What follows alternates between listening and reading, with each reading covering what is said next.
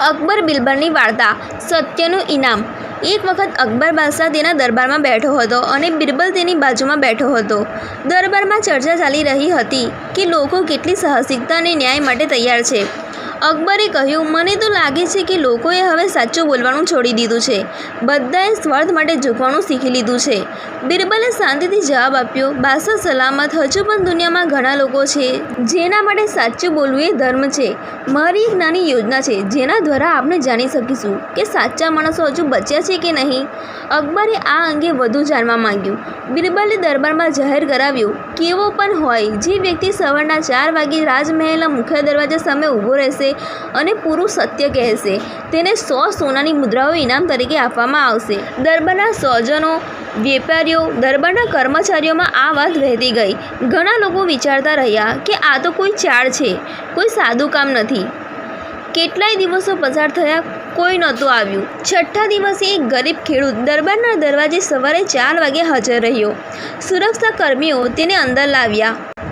બાદશાહના દરબારમાં તેને હાજરી આપી। અકબરે પૂછ્યું, તારું નામ શું છે અને તું અહીં શું કરવા આવ્યો છે? ખેડૂતે ભેચક જવાબ આપ્યો, મારું નામ રઘુ છે, હું ગરીબ ખેડૂત છું। હું એ સાંભળ્યું છે કે સાચું બોલનારને ઇનામ મળશે। હું અહીં એક જ કારણસર આવ્યો છું। હું મારા જીવનમાં ઘણીવાર સત્ય માટે દુઃખ ભોગવ્યા છે, પણ હું કદી ખોટું બોલ્યો નથી।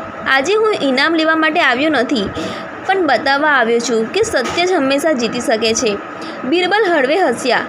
બાદશાહ અચંબિત થયો। તેને રઘુને આગળ બોલવા કહ્યું। રઘુએ કહ્યું, મારું જીવન ઘણું કઠિન ગયું છે। પેલા વર્ષે સૂકામાં પધાર્યા, પાક નાશ પામ્યો।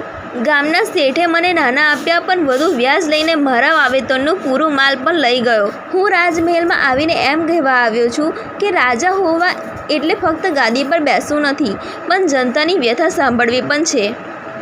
બાદશાહે તેને 100 સોનાની મુદ્રાઓ આપી અને તેને કહ્યું, તું સાચા અર્થમાં અમારું માન ઊંચું કરનાર છે। બિરબલ તું સાચું બોલતો હતો, સાચા લોકો હજી જીવે છે। બિરબલ બોલ્યો, બાદશાહ, રાજા ત્યારે મહાન બને છે જ્યારે તે સત્યને ઓળખે। વાર્તામાંથી શીખ, સત્ય કેટલું પણ દુઃખદ હોય, તે હંમેશા વિજયી બને છે।